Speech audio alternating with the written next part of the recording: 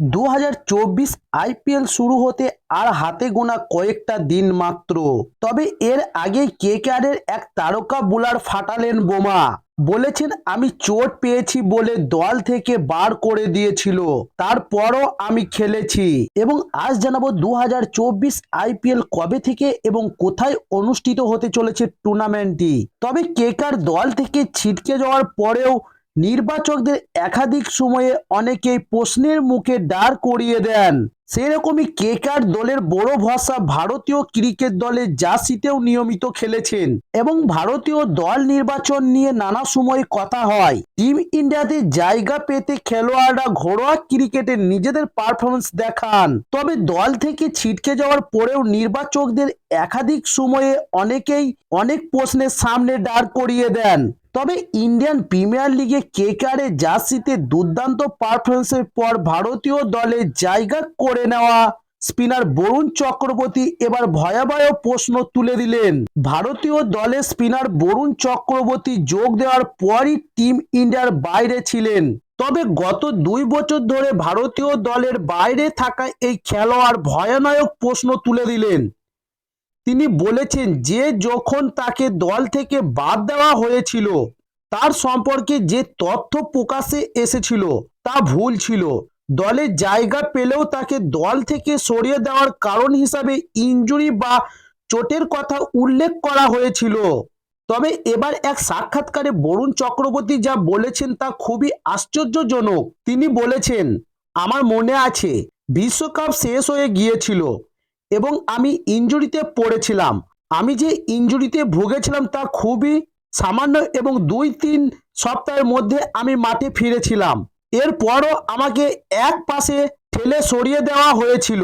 তখন লোকেরা আমাকে যদিও এক কথা বারবার বলেছিল যে আমি আহত হয়েছি, যদিও আমি তখন আহত হয়নি। বরুণ চক্রবর্তী আরও বলেছেন, আমি জানি না কেন এটা করা হয়েছে। আমার ইনজুরির খবর ছড়িয়ে পড়েছিল যা সাফ গুজব ছিল।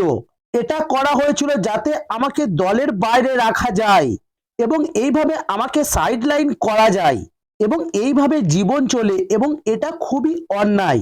এটা আমার জন্য খুবই কঠিন ছিল কারণ আমি প্রতিটা ঘরোয়া টুর্নামেন্টে অংশগ্রহণ করতাম, সব জায়গায় গিয়ে প্রতিযোগিতা খেলতাম এবং তামিলনাড়ু প্রিমিয়ার লিগে একটি ম্যাচ খেলেছিলাম। তিনি শুধু খেলেছিলেন তাই নয়, তিনি ভালো পারফরমেন্স করেছিলেন। বরুণের অভিযোগ, যখনই বাছাইয়ের পালা আসতো মিডিয়াও তার ইনজুরির বিষয়টি তুলে ধরত। তবে এই কাজ কে করছে তা তিনি বুঝতে পারেননি। বরুণ চক্রবর্তী জানিয়ে দেন, মানুষ এখনো মনে করেন তিনি চোট পেয়ে রয়েছেন, যা একদমই সত্য নয়। চলুন এবার জানাবো 2024 আইপিএল কবে থেকে এবং কোথায় অনুষ্ঠিত হতে চলেছে। তবে এবার 2024 টি-20 ওয়ার্ল্ড কাপের জন্য এগিয়ে আসতে চলেছে আইপিএল। এবারের আইপিএল দিনক্ষণ মোটামুটিভাবে ঠিক করে ফেলেছে ভারতীয় ক্রিকেট বোর্ড। তবে সবকিছু ঠিকঠাক থাকলে 22শে মার্চ প্রতিযোগিতা শুরু হবে, ফাইনাল হবে 26শে মে। তবে এই বছর টি-20 বিশ্বকাপ রয়েছে। বিশ্বকাপ শুরু হবে জুন মাসের 1 তারিখ থেকে। সেই কারণে আইপিএল এক সপ্তাহের মতো এগিয়ে আনা হয়েছে এবার। তবে গতবার প্রতিযোগিতা শুরু হয়েছিল 31শে মার্চ, ফাইনাল ছিল 28শে মে। যদিও বৃষ্টির জন্য সেদিন খেলা হয়নি, ফাইনাল হয়েছিল পরের দিন। তবে এবারে প্রতিযোগিতা সূচির সূচনা হবে লোকসভা নির্বাচনের দিনের পর। তবে ভারতীয় বোর্ড মোটামুটি সূচি তৈরি করে ফেলেছেন। নির্বাচনের দিন ঘোষণা হলে হয়তো 2-1টি ম্যাচের স্থান ও তারিখ বদলানো হতে পারে। তবে জানিয়ে রাখি, অতীতে লোকসভা ভোটের বছরে আইপিএল দেশের বাইরে সরিয়ে নিয়ে যাওয়া উদাহরণ রয়েছে, কিন্তু এই বছর আইপিএল সেরকম কিছু হবে না, প্রতিযোগিতা হবে দেশেই।